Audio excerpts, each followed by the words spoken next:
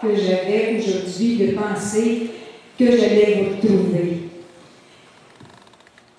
J'ai 15 minutes pour vous parler.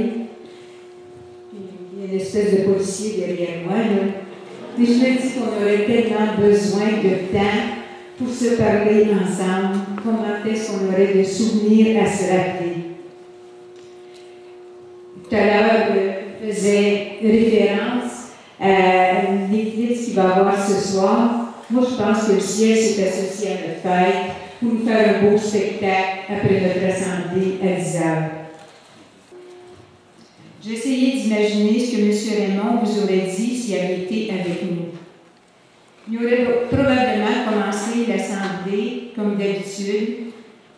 Il aurait dit « On s'excuse, on est passablement en retard, l'agenda est chargé, on va commencer tout de suite. » Puis, il aurait peut-être résumé cette longue lutte en disant « Il fallait se lever debout, il fallait pas se laisser écraser, il fallait résister. » Parce que ce que le gouvernement a fait, ça n'avait pas de calvaire de bon sens.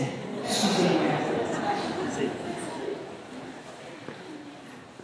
Ensuite, je pense pas le trahir en croyant qu'il aurait dit quelque chose comme « Ce que j'ai fait, je l'ai fait parce que j'y croyais du fond de mes tripes. Puis je ne le regrette pas. »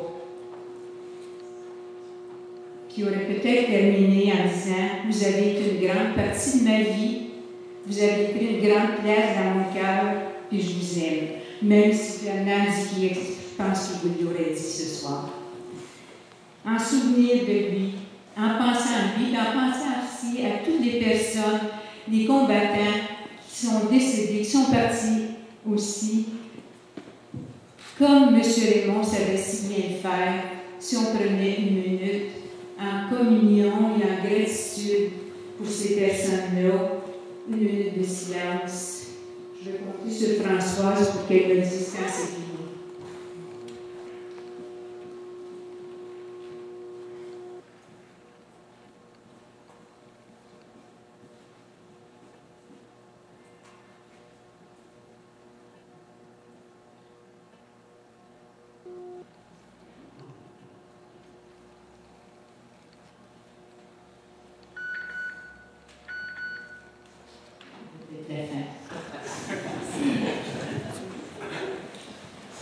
Ce soir, on est réunis